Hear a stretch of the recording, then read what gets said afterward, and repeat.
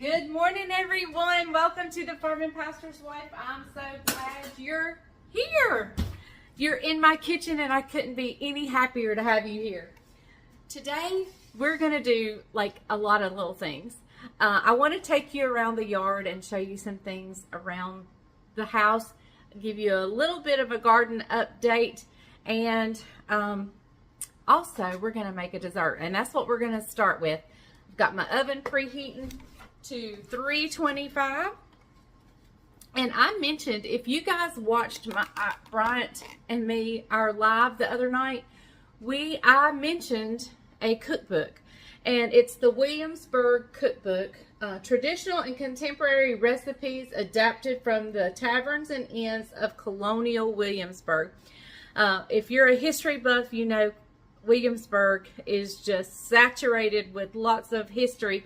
So I thought we would make something out of here today. Something I've never made before, and it looks super easy to whip up and throw together.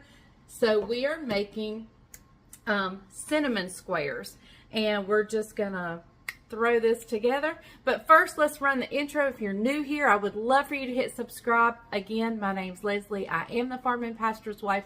The intro is a perfect time to hit the subscribe button, give me a thumbs up. Be sure to share my videos on your social media if you like or know someone who may like this content. So, okay, let's run the intro. I'll meet you back right here.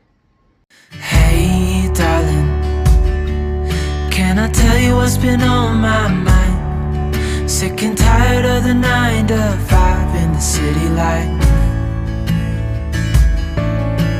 Hey, darling, we could get out of town, see the beautiful world around, wanna see it now. Pack our bags and get in that car, leave a little note and we'll drive real far. Let's get out, we can leave this city, let's drive to the open air. Yeah, the countryside is... Okay, guys, what I'm going to start with is 2 sticks of butter, which is 1 cup of butter. Now, let me tell you, I was not going to venture from any of these recipes, but I am having to venture from this one because this recipe calls for a 1/2 cup of butter and a 1/2 cup of margarine.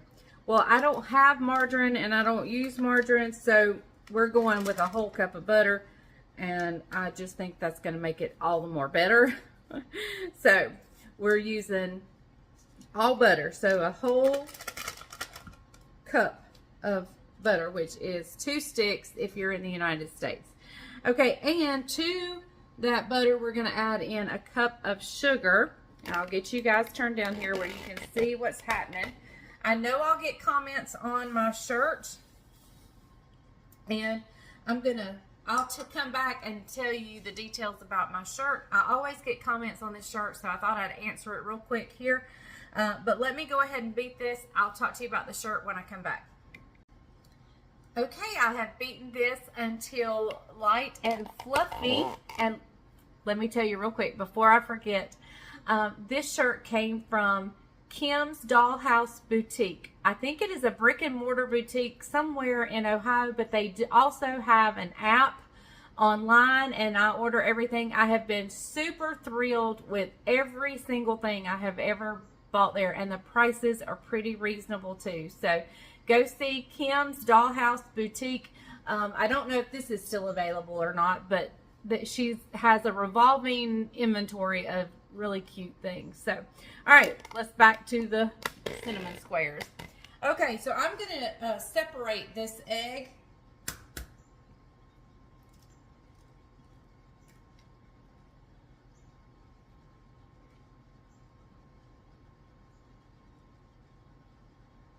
All right, so we are just going to add the yolk in there.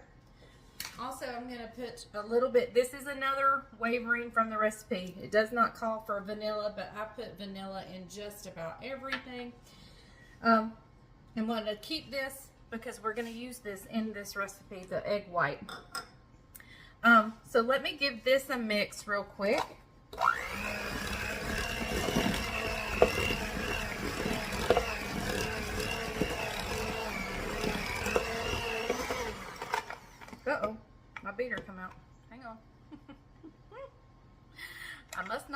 it in there very good. There we go. All right, let me wipe my fingers, and we're actually going to sift in some flour. This is, I may have to get out my stand mixer, but we're going to try it with a hand mixer.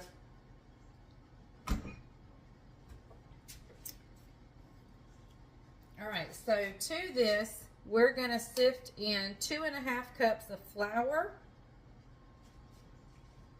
and 1.5 tablespoons of cinnamon. Okay, and I'm just going to shake this around. These are pretty wide grids in the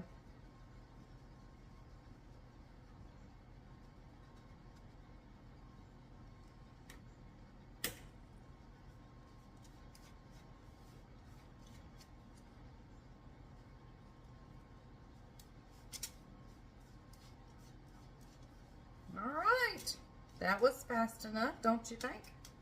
All right, I'm gonna beat this till a dough forms or a really, really thick batter, and I'll bring you back when I get it ready.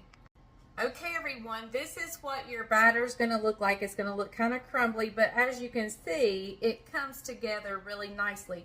Now, you want a 10 by 15 by 1 pan. Basically, this is my cookie sheet, or but it's a 10 by 15 by 1. You could definitely do this in the bottom of a 9 by 13. So don't fret if you don't have a pan like that. So I'm basically just going to turn this out and press it down into the bottom of this pan. And I'm totally fine with having some loose crumbs there, because we're going to press it all down. And I'm just going to press till I get it even.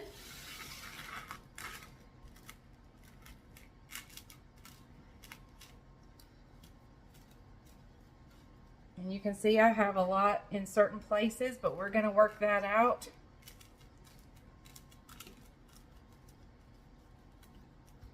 So let me get this pressed out. I'll bring you right back when it comes together. Okay, everyone, here is our crust in the bottom of our pan. I'm going to take my egg white now. Let me slide the pan over. I'm going to take the egg white, and I'm just going to beat it with a whisk just until it becomes kind of frothy. I'm not working for a meringue, just a frothy. In fact, you know what I can use instead of this? I can use my milk frother. And we're just going to mix this until it becomes kind of frothy. This is going to make like almost a, I imagine what it's going to make. I've never made this recipe, but I'm imagining it's going to make like almost a crust on the top of this, these cinnamon bars.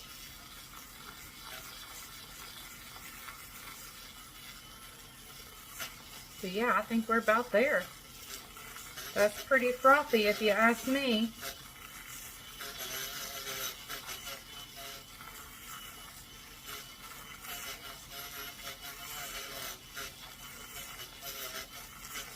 All right, I think that's good. So you just, not a meringue, just froth. All right, and I'm just gonna take this and we're gonna evenly spread this over the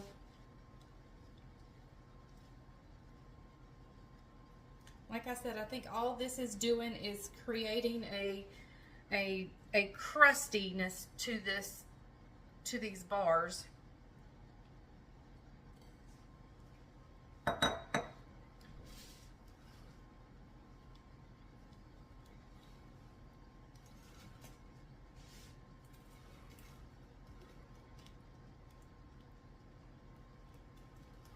All right, and that's just, you just want to spread that evenly. So now I'm going to take 1.5 cups of chopped pecans. I did not toast these because they're going to toast in the oven. This is going to smell so good. It's going to make me think of fall. I have a feeling. But I'm just going to sprinkle these all over.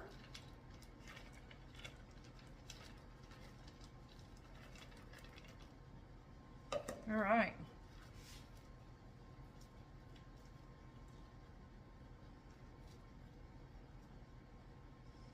And we're just going to press them down. And like I said, I did not toast these ahead of time. Most of the time I'll toast pecans, but I'm not, because they're going to actually toast in the oven. So I've got my oven set at 325 degrees.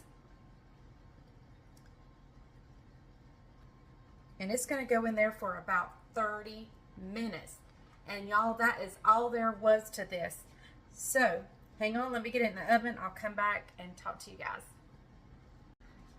Okay, so while they're in the oven, let me share with you, I actually pre-recorded this, so let me share with you some things in the yard, and then I'm going to come back and give you even a more recent update real quick on a couple of things. So let me show you the things in our yard and garden update, and then we'll go back out there and I'll give you we've done a few extra things. So let me run that, and then I'll come back and see you out in the garden. Hey everyone, welcome to the Farm and Pastor's Wife. I'm so glad you're here. I thought I would just take you around and give you an update on the garden, showing you anything that may be blooming, and we'll just kind of circle the yard and look at some fruit and just any little thing that may be going on. Now my yard is in desperate need of mowing. It'll probably be mowed today or tomorrow, hopefully. So just disregard the high grass. But let's go take a look at what's happening around the farm. At least the house portion of the farm. I need to plant things over at the chicken houses. I'm actually, okay, we'll talk in a minute. I'll sit down and we'll talk in a little bit, but I'll need to go get a tripod because my arm will get tired. So, okay, let's head first of all to the garden. We're walking up the driveway that goes to the hay barn from our houses back there. We're going up towards the hay barn. But right here, before we get to the garden and before we get to the hay barn, is a magnolia tree. And I walked past it this morning. Bryant was up here at the hay barn doing something. And I come up here to see him. And boy, something just, a scent just grabbed me, and it smelled so good. And it's the magnolia tree. Hang on. This big, bad magnolia tree has such a history. I don't know if this is the bloom. Oh, and it's opened. Like this morning, it was closed, and it has since opened. And there's several blooms. There's one there. There's one. There's several back in there. When I was a little girl, I ran over this tree. Actually, I ran up this tree. All these bottom limbs were not here. I was in the golf cart, and I was driving the golf cart around. My daddy was crippled, and so he had a golf cart here that he would farm. He was a farmer, and he would use the golf cart to get from place to place. Look at all these blooms. They're everywhere, and this smell is just glorious. But anyway, so I was playing on the golf cart, and I had a friend over, and I literally ran up the trunk of this golf cart. And boy, my mama was so mad at me and scared me so bad. She said, "You just wait till your daddy gets home." And so she sent me to my room, and daddy came in, and he shut the door, and he laughed, and he says, "Honey, I'm not going to be mad at you, but don't tell your mama." So anyway, that was such a fun story, and I hope nothing ever happens to this magnolia tree, because it holds a wonderful memory for me. Except a wonderful memory with my daddy, not so much with my mama. I have plenty of other good memories with my mama, but the magnolia tree is special with daddy. All right, so let's go up here to the garden. And there's not a whole lot to show you too much in the garden, except look at these peppers. Well, this one's got dirt all over it because Bryant kind of tilled around it today. But I have peppers everywhere. Well, almost everywhere. For some reason now I can't see any. Here's one. And what kills me this year is they're so long. They're very elongated. I don't think I have any. I have one. This pepper plant looks a little sad, but Bryant hit one with the tiller and he replanted it. I think it's this one. There's another pepper. And this one I think is going to bite the dust. I don't think this pepper plant right here is going to make it. But look, this one, the pepper is as big as the... There's a blade of grass. Let's get that out of there. This, I wonder if this is the one he... Oh, I'm not going to pull that. I'm pulling the pepper plant up. But... Here's another one. I believe these may be my red ones. It looks like they have a little bit of a red tint to them that they may be starting to turn. And that one feels funny. But yeah, they're so... Anyway, I have peppers everywhere. All right, now let me show you something in the squash. When I was looking out the window this morning, I saw this big yellow leaf. And I thought, oh no, one of my squash plants, the leaves are yellowing. I mean, because it was huge. It was huge. And they've actually closed up. This morning they were wide open. And they were as big as these leaves. I mean, it was huge. But, let me show you.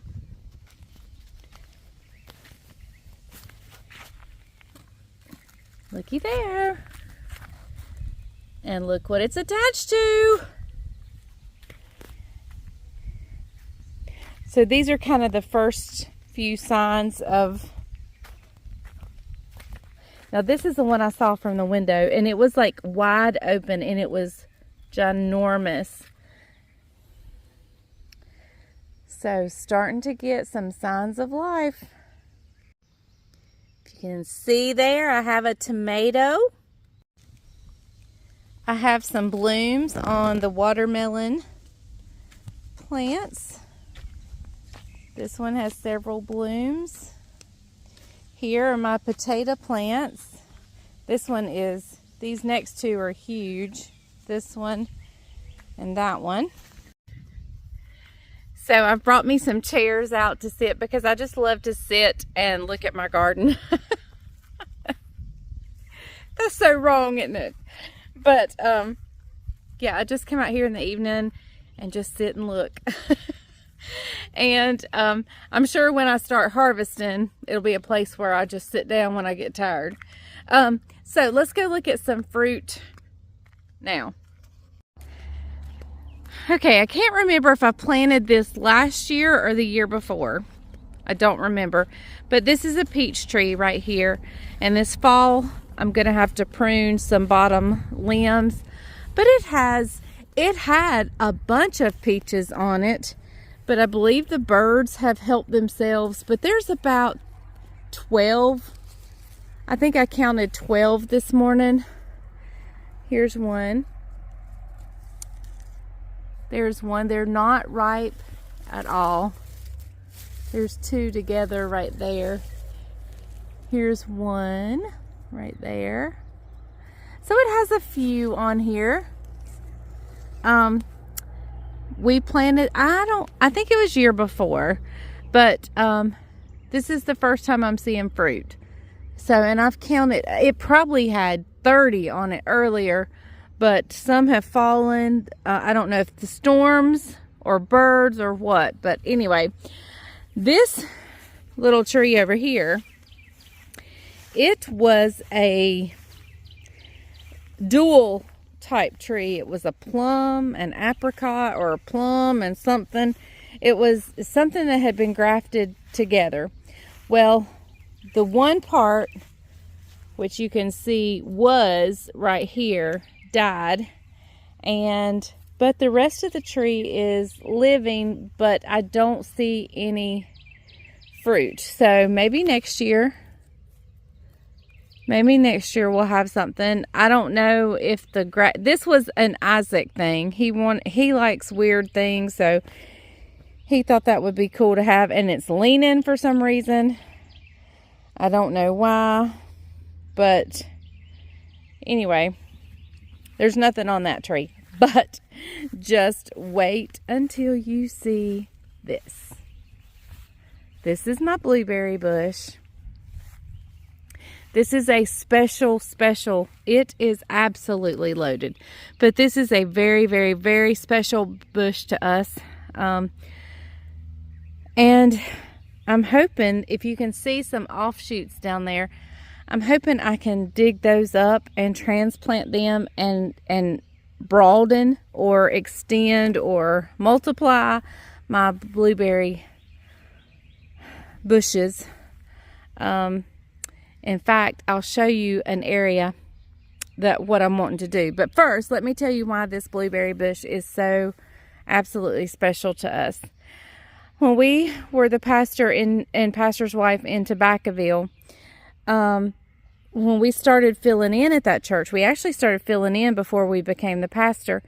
We became very good friends with a couple there, and he had a chicken farm, but they were eggs. They were egg farm, and they also were a blueberry farm.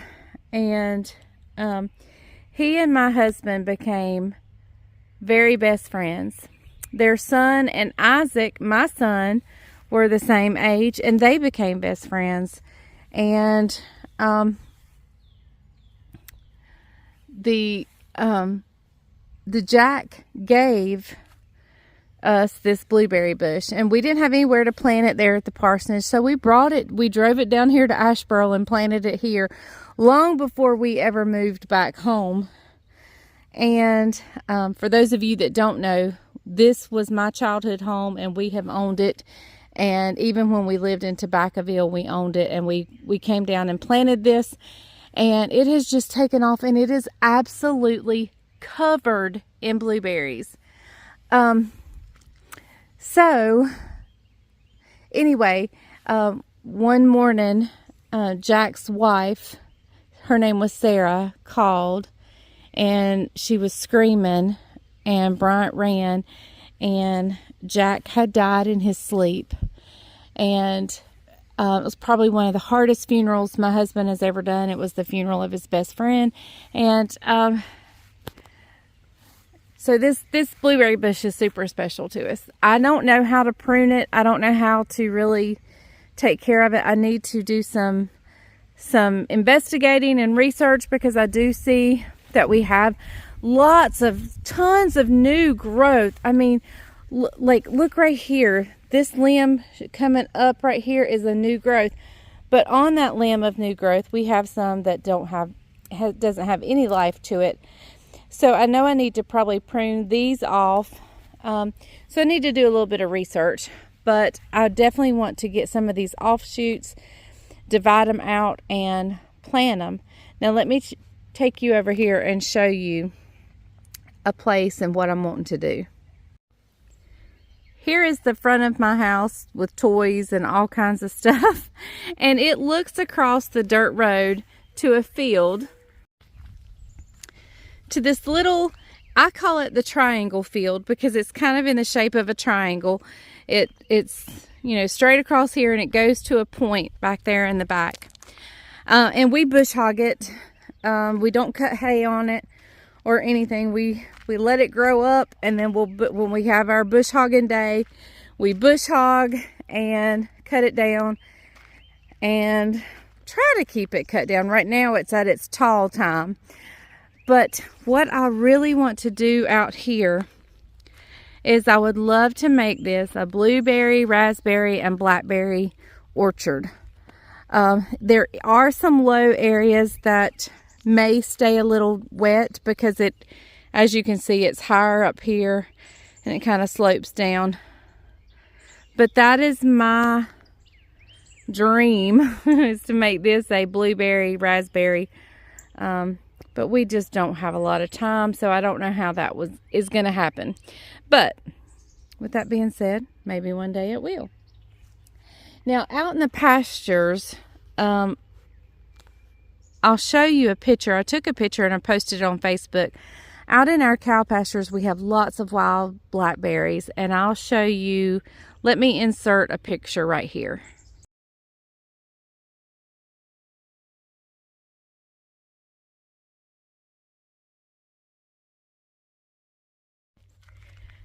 So we have lots of wild blackberries everywhere, and my daddy, in the orchard where I showed you the blueberry bush, my daddy had grapes, he had blackberry vines, he had it all. And a lot of those things have died off throughout the years. Nobody cared for them while we were away.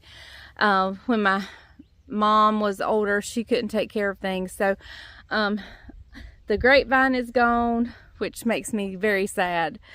We actually had two grapevines. We had a Scuppernong and a Concord grape, and both of them are actually gone. We had two big long blackberry, he had it like on a trellis, and they're gone. And all the apple trees are gone. My daddy had a orchard full of apple trees. There was a pear tree. Everything is actually gone, except for the blueberry bush that Bryant and I planted. And so I'm wanting to plant some things to have here. The only thing we have are these pecan trees. and so now the peach tree and the blueberry bush. So that is what I'm wanting to do over there, is to make it some type of orchard of some shape or form. But let me show you something else that is absolutely gorgeous. Before I show you that thing that's gorgeous, if you remember last year, a huge tree in our front yard was starting to die. And I mean, I pretty much knew it had died. It appears it has been struck by lightning. In fact, you can actually see where it was struck. And it's on the front side it was struck, and you can see the bark that flew off of it and everything. But I could not cut it down. I said, wait till next summer to see if there's any life left in it and see if it comes back. But I'm sad to say there was no life left in it, and here in our front yard is a dead, very, very, very dead oak tree. And anytime the wind blows, we have limbs that fall off, and we've got to get it cut down before it falls. So this makes me super duper sad. When I was a young girl, this front yard was full of trees, but the grass would not grow pretty. And as you can see, it's still kind of splotchy, but it's much more beautiful than it ever has been. But this yard was full of great big trees, just like that one, all over this front yard. And so in order to open it up just a little bit, we cut down several trees, and we actually felt like after the fact we cut down too many. But we still had this one, and of course that one, and then of course all these other trees, the pecan tree and so forth.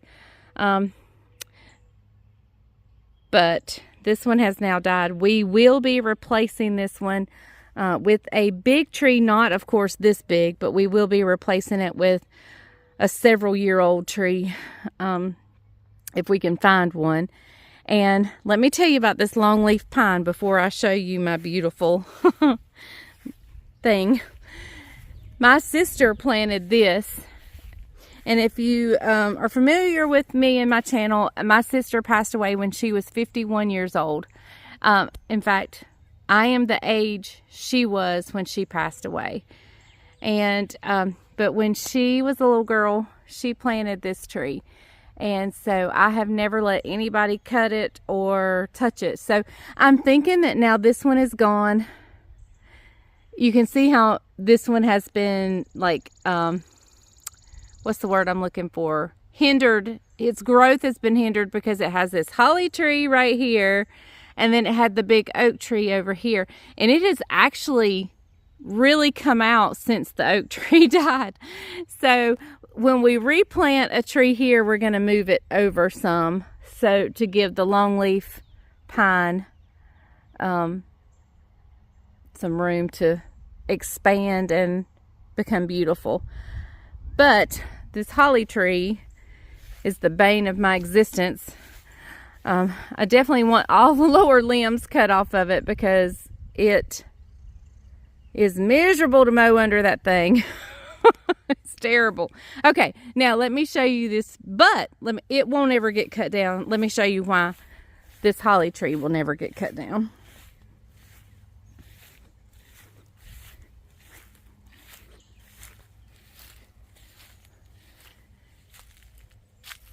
BM loves LM, and he did that in 03.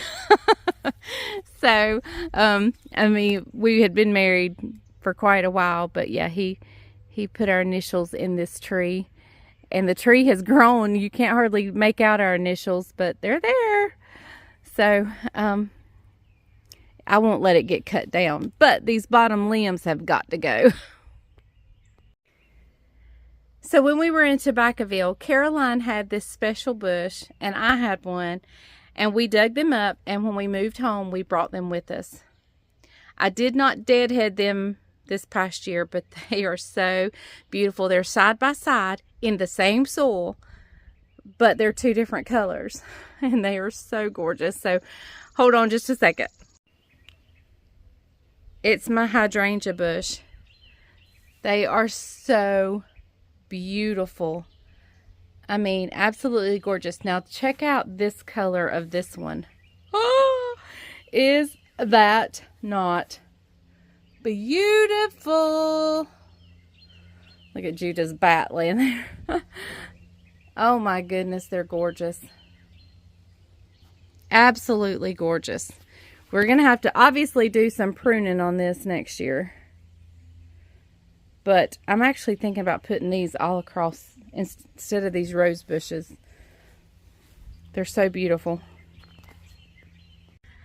Okay, everyone, so we're up here at the garden. There was a little bit of a row that I've shared with you guys that the soil was slightly compromised. Let me turn the camera around. It's this partial row right here up to, you see that green. A piece of farm equipment was parked here, and some chemical leakage happened, and nothing has really grown here a lot. I then this year started seeing some grass, so we decided to try it.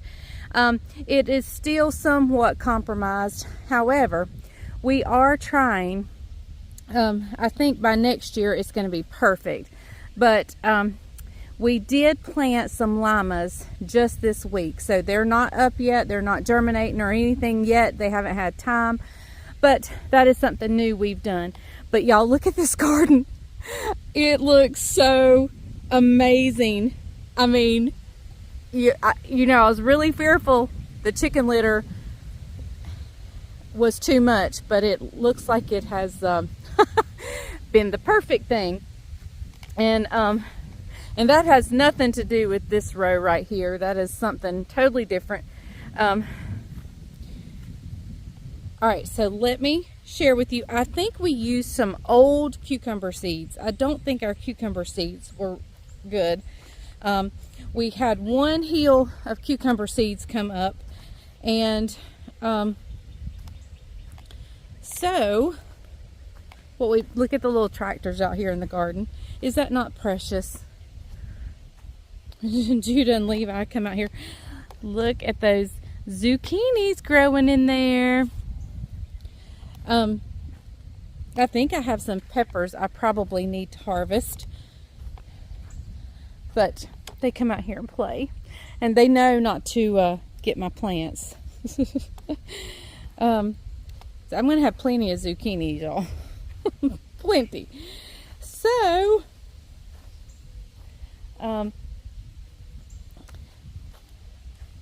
I did plant a pumpkin, one pumpkin. This is new, a pumpkin I planted. Isaac gave that to me. He planted it from seed, I believe. And so there's that. There's the one cucumber vine I have growing up. There's Opie. Hello, Opie. And look at all those zucchini blooms over there. Y'all, I'm going to have zucchini coming out the ears.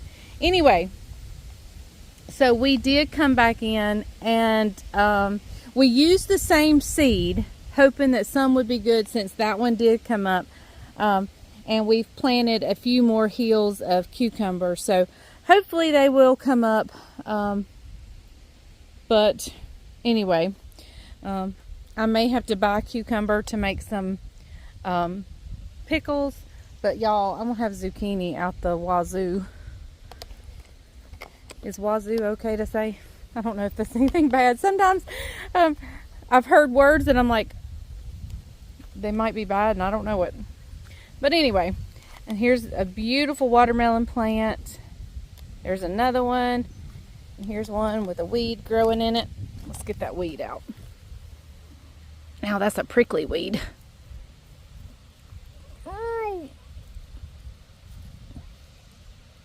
Ouch! That one hurts. And I didn't get the roots. All right, so isn't this garden lovely?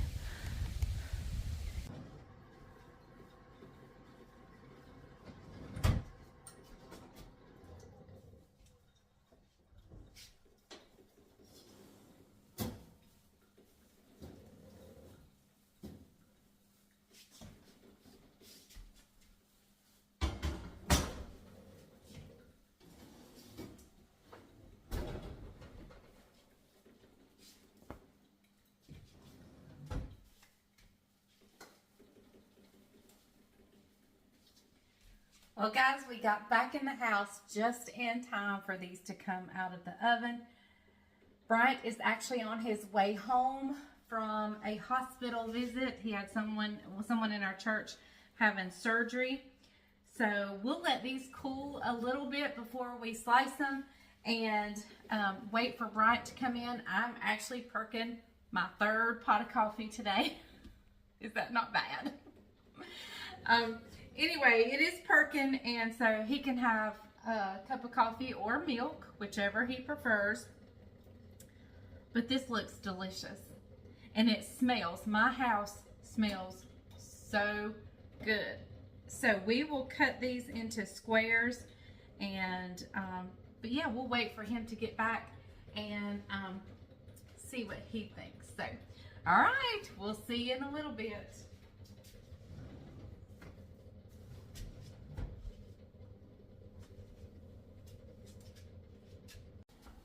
Okay, everyone, my taste tester is here. And let me just say, these are much more like a cookie than they are a cake. They're not really cake-like. Somebody's already nibbled a little bit. When it's a new recipe, he does do a taste test before. A pre-taste test. Because he can't hide what his face is thinking. So, we're going to let you taste it and see. I can tell you, I know it's good. Like she said, it is... the texture's not super soft. Right, it's between a cookie and a cake, right? Mm-hmm. Wouldn't you say? Mm-hmm. Really good. I love pecans. One bite. Mm-mm. I would imagine that if you did it in a smaller pan, it could almost be more cake-like, just because the crust would be thicker. You want to tell them why you wouldn't try it? I'm on a diet. She's watching her carbs. That's why I won't try it. Mm-hmm. I want to try it because it sure does smell good. Cup of coffee, this right here, really, really delicious. Do you notice any... the egg thing I was telling you about, I can look at it and see that it did create that crust-like thing I was telling you about on the top. So, all right. So it's a win. Definitely will. This would be a wonderful fall dessert, don't you think? Really good. Like if you do an hors d'oeuvre table or a dessert table, this would be great on it. Really, So, really sweet, really good.